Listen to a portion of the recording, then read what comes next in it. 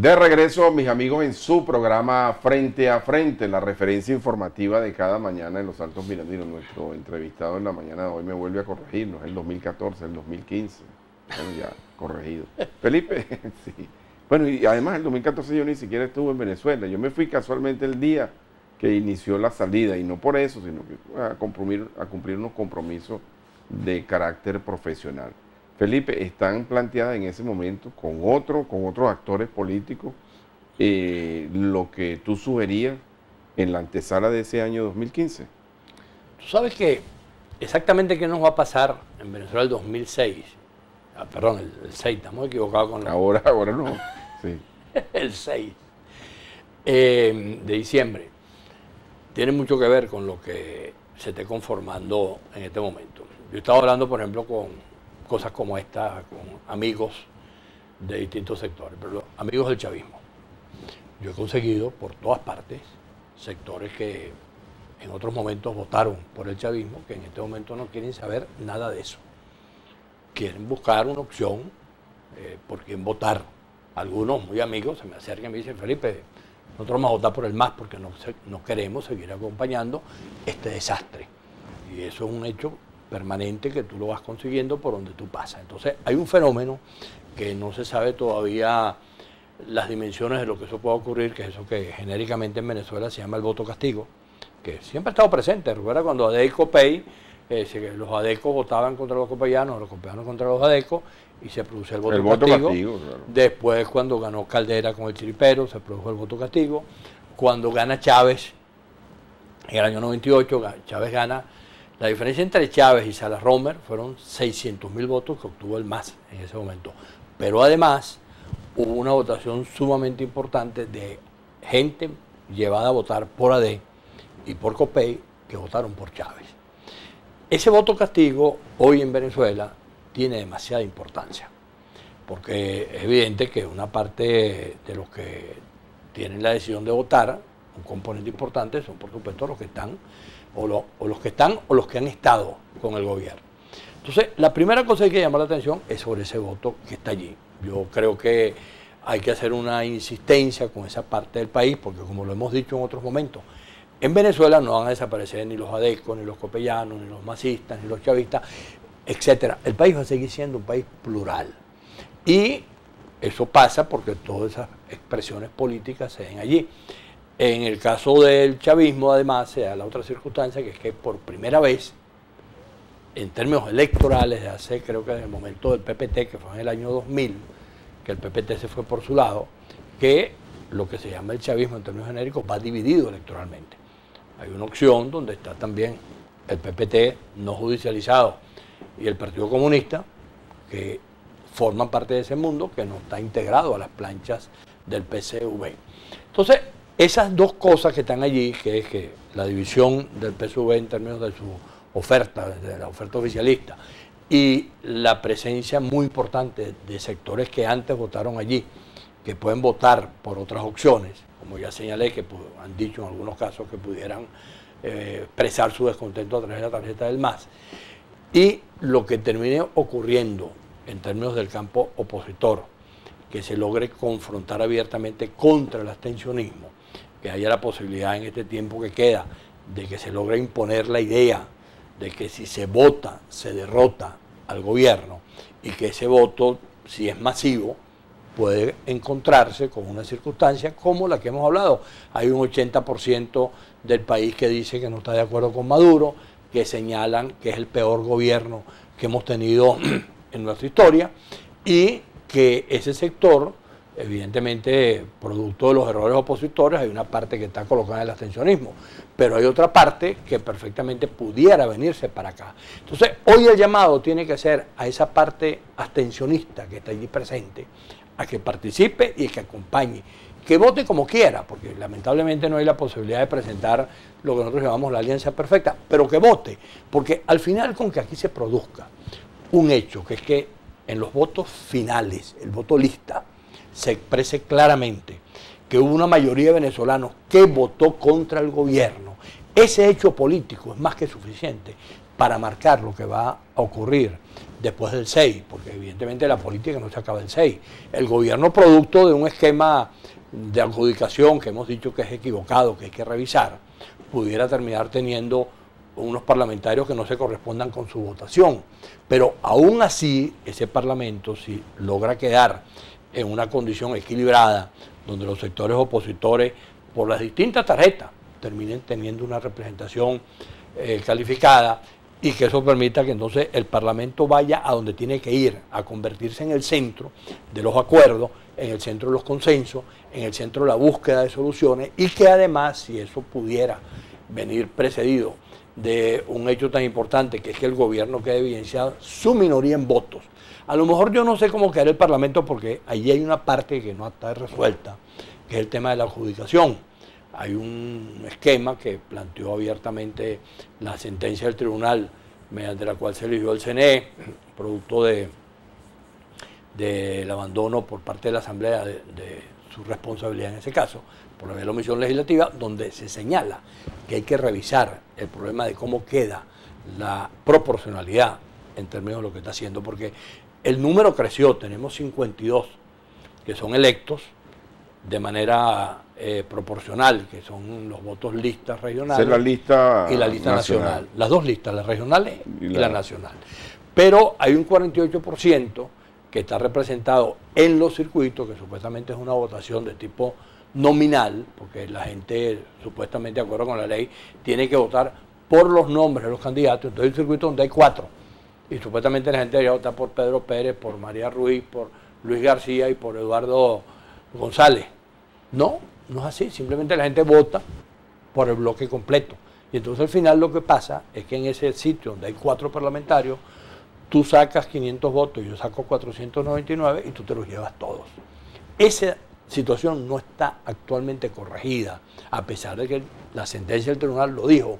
Y esa situación puede terminar y eso creando, no está definido, Felipe. No está definido. Es decir, que pueden ocurrir sorpresas. Bueno, puede ocurrir lo que ya pasó. En el año 2015, el oficialismo tuvo que tomar de su propia medicina cuando el sector opositor en torno a la MUC sacó una sobrerepresentación parlamentaria por encima de los votos que obtuvo. Y ya eso había ocurrido también en el 2010, pero en ese caso era el oficialismo.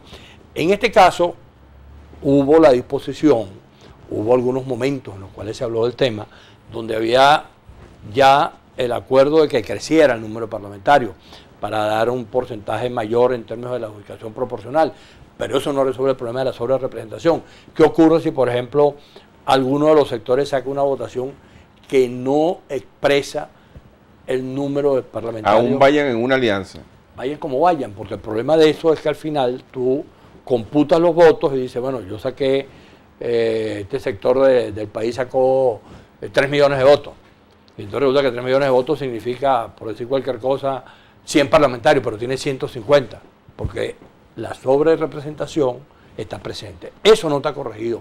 Y eso hay que estar pendiente, porque yo creo que ya a estas alturas, a pesar de que nosotros tenemos ya casi mes y medio que fuimos al CNE, fue segundo con María Verdial, se entrevistaron con la presidenta del CNE, se quedó en que se iban a una comisión técnica, que esa comisión técnica revisa el tema, a pesar de que nosotros en la mesa de diálogo, cuando esa fue la última reunión que tuvo la mesa de diálogo, precisamente discutiendo este tema, y se produjo un gran desacuerdo, que incluso el gobierno casi se paró de la reunión porque no hubo manera de establecer soluciones. Sin embargo, en esa mesa se estableció un acuerdo que era, vamos a aprobar el número y vamos a dejar el tema de la representación para otro momento, en otra sesión del CNE. Eso no se produjo nunca. Es decir, Felipe, que no nos debe extrañar que en un circuito X salga electo un diputado opositor y un diputado del partido gobierno, o viceversa. No, puede ocurrir donde hay más de uno.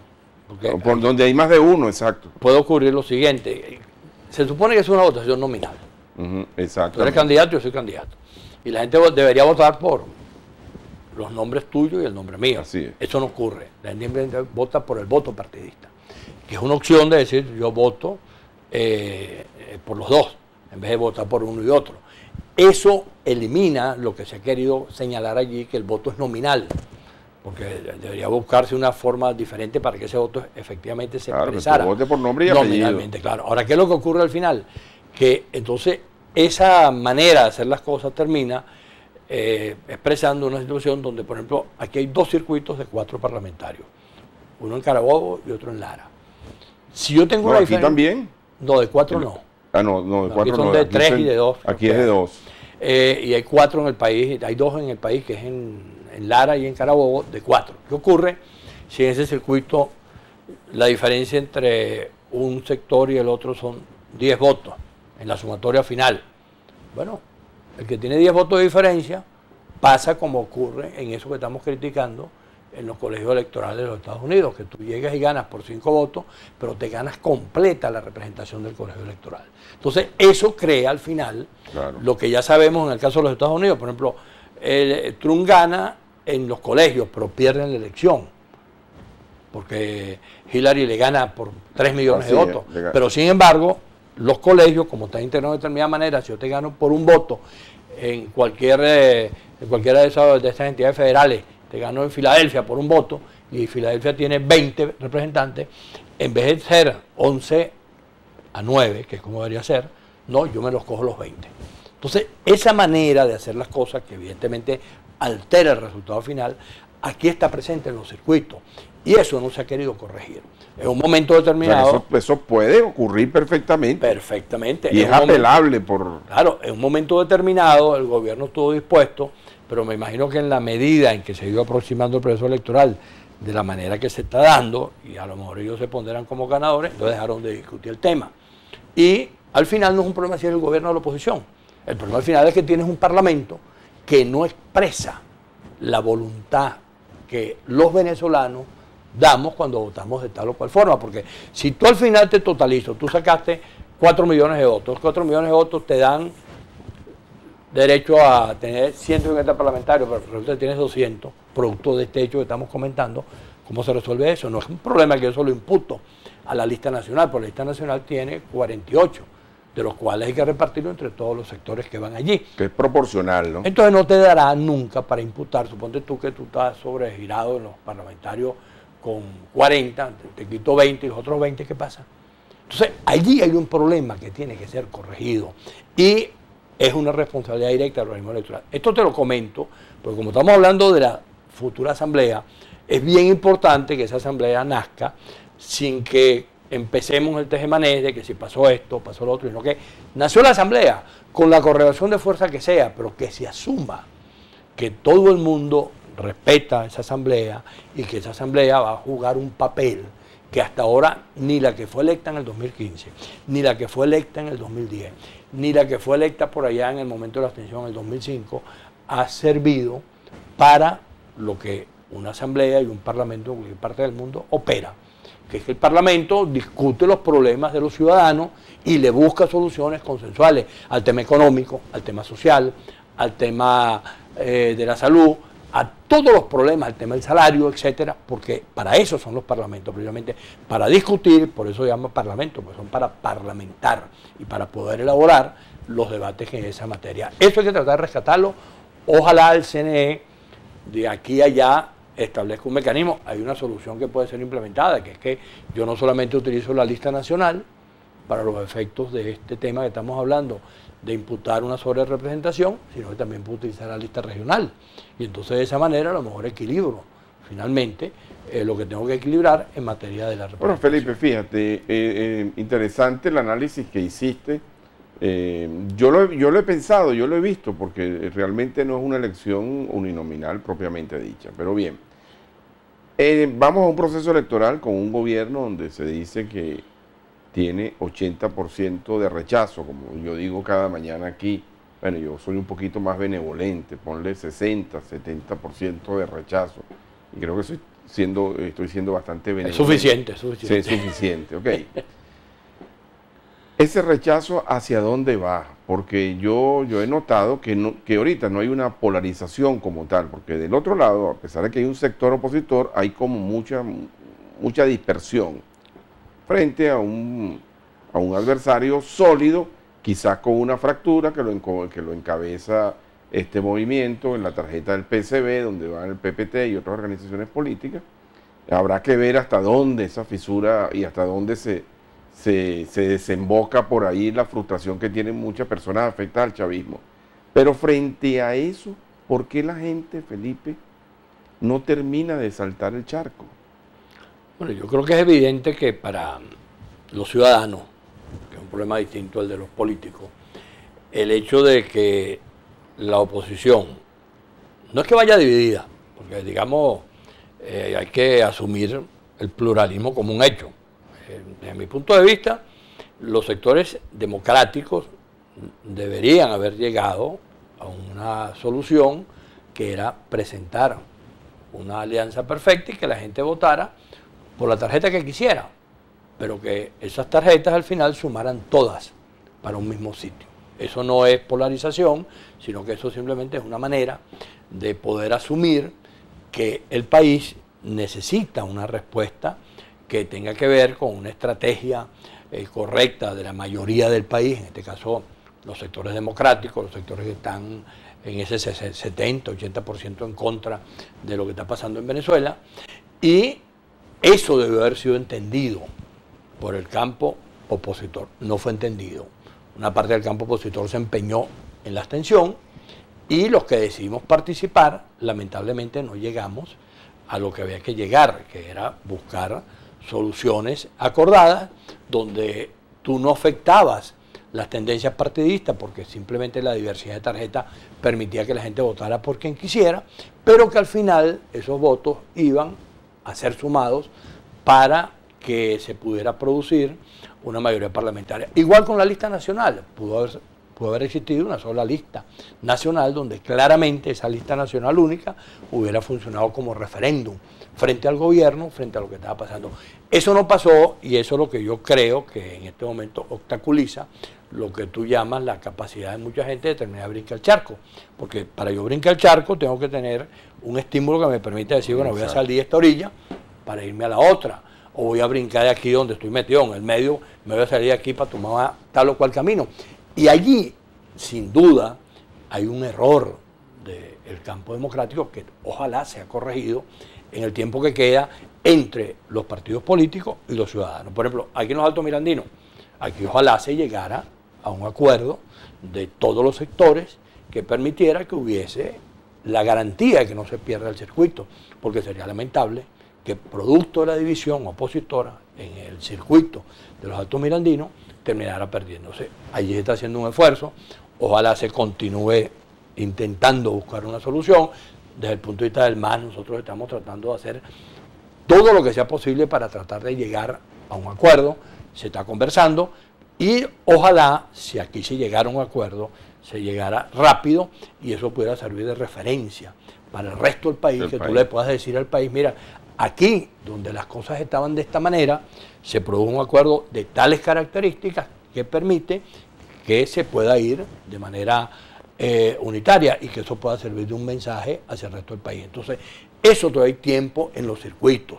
Creo que el llamado debería ser entre todos los factores políticos a tratar de que eso se resuelva. Sin embargo, bueno, todos nosotros sabemos de qué se trata, sabemos las dificultades que están presentes, ojalá los ciudadanos se coloquen por encima de las indecisiones de los partidos políticos y a pesar de todos los errores que se hayan cometido, los ciudadanos digan, hay que ir a votar como hicieron en Bolivia y como hicieron en Estados Unidos.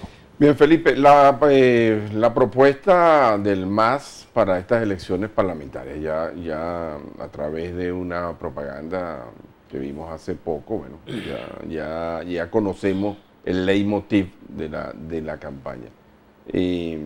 Frente a eso también, ¿qué nombres propone el MAS para que integren el próximo Parlamento? Mira, nosotros tenemos, primero sobre la proposición, más allá de lo que dice la cuña, nosotros creemos que la principal oferta que hay que hacerle al país es rescatar el Parlamento. Porque si el Parlamento no se rescata, para que cumpla las funciones que hemos comentado en la entrevista que debe cumplir, simplemente no estamos haciendo mucho porque es imprescindible tener un Parlamento que se ocupe de los temas de los ciudadanos y que de esa manera entonces pueda resolver. Nosotros, frente a la ruptura, a la imposibilidad de terminar haciendo una alianza, como habíamos planteado, que fuese la alianza perfecta, porque lo que estaba allí tratando de hacerse, que era por un lado los partidos que estaban allí, Avanzada, Cambiemos, Bertucci, Majadey, Copey, que se compraron posteriormente, y Soluciones, y el MAS, lamentablemente no se pudo lograr los acuerdos necesarios. En algún momento se podrá echar el cuento y se sabrá. Creo que este no es el momento para eso. Deberían esos sectores que están allí plantearse abiertamente cómo recomponer el Parlamento para que el Parlamento opere y a partir de allí también, bueno, continuar el escenario político. Nosotros llevamos candidatos en todos los circuitos, en todas las listas, en las regiones. Llevamos la lista nacional, que en principio habíamos pensado en una lista nacional, incluso llevando la posibilidad de que la encabezaran presos políticos. Habíamos pensado incluso en la candidatura de Rodríguez Torres. Sin embargo, cuando intentamos postularlo, nos conseguimos con que en la página del CNE, Rodríguez Torres estaba inhabilitado. No sabemos por qué, nunca nos han explicado la razón, supuestamente una decisión anterior en algún momento, pero que no explicó por qué no podíamos postular a Rodríguez Torres, y finalmente no pudimos postularlo. Intentamos que esa lista nacional fuese una lista plural, donde entraran sectores. ¿Qué otro preso político? Hubo varios, sobre todo sectores vinculados a los militares. Esa materia la manejó fundamentalmente María Verdial, que es el área donde ella se mueve, pero el que queríamos que encabezara, el emblemático era Rodríguez Torres. Bueno, finalmente tuvimos que terminar una plancha de masistas. Entonces, bueno, y el MAS lleva encabezando Segundo Meléndez, que es el presidente del MAS, que es una personalidad ampliamente conocida. Una persona con mucha autoridad moral. Sí, claro, toda una historia, toda una vida metido en la actividad política y una experiencia parlamentaria. De segundo voy yo, que yo nunca he tenido un interés particular, pero bueno, dadas las circunstancias en que esto tiene que darse, bueno, asumimos la decisión de que había que ir allí. Tercero va María Verdial. Cuarto va María Verdial, que es la vicepresidenta del MAS, que es la secretaria general del MAS en Miranda. Vinculada a este circuito, por cierto. Los mirandinos la conocen ampliamente porque fue legisladora, ha tenido también actividades en el seno del Estado muy amplias. Después viene Jesús Tapia, que es secretario juvenil del MAS, que es una representación de los jóvenes allí. Después viene Melvin Umbría, que es el secretario general del MAS en Carabobo. Iván Aguilar, que es el secretario general del MAS en Lara. Jorge Mirabal. Bueno, y allí seguimos con una lista de dirigentes del MAS de distintas regiones. En el Estado la lista la encabeza Hugo Díaz Mesones. Hugo Díaz Mesones. Sí. Fue diputado también aquí. Fue diputado y va también en el campo de Miranda, en el circuito de Baruta, va Mario Valdés. Mario Valdés, también claro, ampliamente conocido. como un amigo y abogado. Internacionalista, sí, viejo activista político. Entonces, hemos intentado hacer las alianzas más amplias posibles. Por ejemplo, en Falcón lo creamos una plancha donde le encabeza una persona que antes fue militante de Avanzada Progresista, pero que producto de las circunstancias que se presentaron, decidió mantenerse en la alianza que había en el Estado Falcón. Va encabezando el circuito más importante de Coro,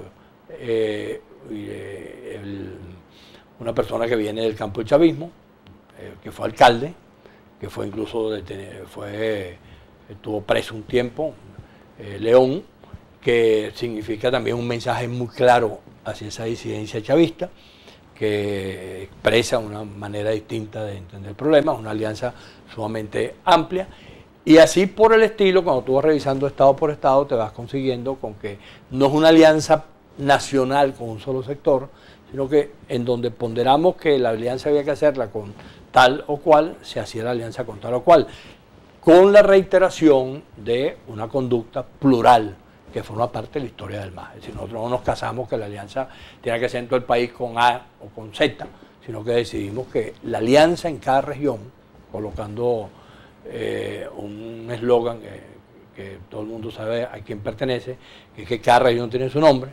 Bueno, decidimos que cada región asumiera sus alianzas Aquí debe tienes ser. un mensaje de Mario Dun. Hace falta más votos para completar una mayoría y ganar una de las 2 diputaciones de los Altos Mirandinos. ¿Cree que sea posible llegar a un acuerdo con participación del MAS? Bueno, de eso creo que ya comentaste ampliamente. Buenos días, Jairo, con todo el respeto que se merece el invitado, pero él como que no sabe que mientras la oposición esté dividida nunca le va a ganar al chavismo. Bueno, creo que de eso también hablaste. Buenos días, la comunidad de San Pedro de los Altos, para hacer un llamado a Semira Acosta para que se aboque a limpiar el terminal de autobuses de San Pedro. En las elecciones del 6D es para que Maduro se atornille más en Miraflores. Me gustaría un comentario sobre eso ahorita. Buenos días, señor Pepe Mujica, te dice.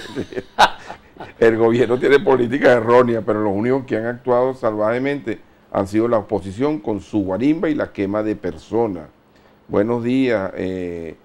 Hay dirigentes políticos que están llamando a no votar este 6 de diciembre y son tan caraduras que se están haciendo campaña para ser candidatos el año que viene. Eso también, ahí tienes un combo para que me respondas todo. Buenos días. ¿Cuándo el señor gobernador va a hacer algo por San Pedro de los Altos? Buenos días. Si vas a la alcaldía, a la farmacia de la alcaldía a buscar medicina y llegas a las 9 de la mañana y sale un joven y dice que no hay medicina, ¿para qué entonces abren eso? Buenos días, Jairo, el personal de frente a frente, ¿hasta cuándo el maltrato a los trabajadores de la municipalidad de Huequipuro? Por cierto, quiero enviarle un afectuoso saludo y una muy pronta recuperación a mi amigo José Ramírez, el secretario general del Sindicato de Trabajadores del Ayuntamiento Capitalino. Bueno, dio positivo en COVID, pero se está recuperando. Ahí tienes un combo, Felipe, para responder. No sé si te acuerdas de todas. Bueno, más o menos. Vamos viendo y vamos llegando a cada una de ellas. Empezando con la del viejo amigo Mario Dun, creo que la comentamos. Nosotros estamos dispuestos. Yo comparto el criterio que él señala de que hacen falta todos los votos que sean necesarios para ganar el circuito y que lo peor que nos pudiera pasar es que se pierda el circuito como producto o como consecuencia de la división de los sectores opositores. Creo que en ese sentido hay que hacer un esfuerzo muy grande. El MAS está dispuesto, se lo hemos dicho a todos. Ahora, Felipe, ante quienes dicen que no votes ahorita, pero están haciendo campaña para que voten después. Ya vamos a llegar allí, vamos a seguir con la... Bueno, buenos días, porque pasa que el tiempo se nos está acabando. Buenos días. ¿Cómo nos va a alcanzar la pensión, que ni siquiera sirve para comprar un cartón de huevos? Buenos días, acuérdense de nosotros, el alcalde Fray Fraija, que atiende a la comunidad de Lomas de Urquía, en la calle Loma Gorda, no tenemos alumbrado. Seguimos, la atención es dejar las cosas como están. Lo más sano e inteligente es salir a votar. Buen día, informo que las bolsas de CLAD del Paso llegaron sin aceite y con puro arroz. Buenos días, le agradezco felicitar por este medio a la licenciada Emi Berenzuela, enfermera de emergencia del Hospital Victorino Santaella, quien en el día de ayer atendió un parto de una bebé en plena camioneta de pasajeros a la altura de La Hollada. Bueno, una felicitación para ella. Buenos días, pregúntale al señor cuáles son las acciones a realizar cuando Diosdado Cabello, como presidente de la Asamblea Nacional, no lo deje hablar en el hemiciclo. Bueno, yo no creo que Diosdado Cabello sea el presidente de la Asamblea Nacional. Ok, rapidito, Felipe. Bueno, rapidito, lo que señalaba una de las cosas que están allí, que por encima de todo... Tengo muchísimas más, pero sí. Sí, claro, el tiempo no alcanza, pero el tema de ir a votar tiene que estar colocado por encima de la equivocación de los partidos. Estoy de acuerdo, la afirmación que se hace, que la división de la oposición trae como consecuencia que sea más difícil ganarle al gobierno, es una afirmación correcta. Pero no nos podemos quedar en la afirmación. Los ciudadanos pueden ir mucho más allá de donde no llegaron los partidos. Hay millones de ciudadanos que si deciden ir a votar y por la vía de los hechos corrigen los errores de los partidos, pudieran demostrar claramente que se puede ganar y que se puede ganar participando. Ya, voy a pedirle dos minuticos a nuestro director porque es interesante esto y ya nos vamos. Entonces, el tema no solamente que puede quedar en que yo señalo que los partidos se equivocaron. Comparto, los partidos están actuando de manera equivocada, pero los ciudadanos pueden corregir el error de los partidos votando y demostrando que hay una mayoría. Y en ese sentido hay que hacer todos los esfuerzos necesarios para que sea así. El discurso de quien dice hoy no participo y mañana sí, ya tenemos una experiencia con eso. Ya en el pasado hubo sectores que dijeron que participaban en una elección pero no participaban en la otra. Es un discurso absurdo. porque no puede ser que yo sujete mi decisión de ir o no ir a un proceso político, un proceso electoral, a mis intereses personales. Yo respeto los intereses personales de cada quien, pero lo que no puedo pretender es que mi interés personal se lo voy a imponer yo de manera equivocada al resto de la sociedad. Eso, ojalá que quienes andan en esa prédica corrijan y se den cuenta que hoy es importante votar, y cuando venga la elección de alcaldes y de gobernadores será importante votar, pero será mucho más importante llegar a esa elección de gobernadores y alcaldes con una victoria el 6 de diciembre que con una derrota el 6 de diciembre. Entonces, el tema de votar, nadie que me señale a mí la decisión de abstenernos puede conducirnos a ninguna parte. Yo lo he dicho de mil maneras. A mí, mis amigos abstencionistas, yo los convoco. Después de las elecciones siempre les digo, nos vemos el lunes. Y luego vamos a tomarnos un whisky, vamos a tomarnos un café, vamos a desayunar, vamos a almorzar, bueno, vamos a vernos en la esquina, donde tú quieras. Y me han embarcado no sé cuántas veces porque ninguno va a decirme qué es lo que vamos a hacer después que se abstuvo. Entonces, bueno, ese es el problema. ¿Qué hago yo con abstenerme? Me quedo mirando para el techo. Me quedo diciendo al día siguiente, viste que yo tenía razón, que no era posible ganar. Pero es que no es posible ganar porque tú te quedaste en tu casa. Entonces, por encima de los errores de los políticos, de los partidos, que tienen que ser asumidos y reconocidos, los ciudadanos, como ciudadanos, tenemos la posibilidad, el 6, de dar una demostración, los que están con el oficialismo, de practicar el voto castigo y votar por quien les dé la gana, pero no votar por la tarjeta del PSV. Los abstencionistas, decirle no al abstencionismo y asumir que tienen que ir a votar porque es la única manera de buscar una solución, y que ojalá todo eso permita que al final, por encima de todas las circunstancias, cuando se registren los votos totales, se diga hay más votos opositores que votos del gobierno, y que eso se parece también en la composición de la Asamblea. Ojalá eso sea lo que ocurra. Bueno, Felipe, te agradezco mucho el tiempo que te has tomado en venir a los estudios de Mira TV. Te voy a comprometer para la última semana para que nos acompañes aquí. Siempre es agradable y grato oír esos análisis que hace Felipe Mujica. Y con ustedes, amigos, será hasta mañana cuando los esperemos en un nuevo programa Frente a Frente. Ánimo, fuerza y fe. Nos vemos mañana.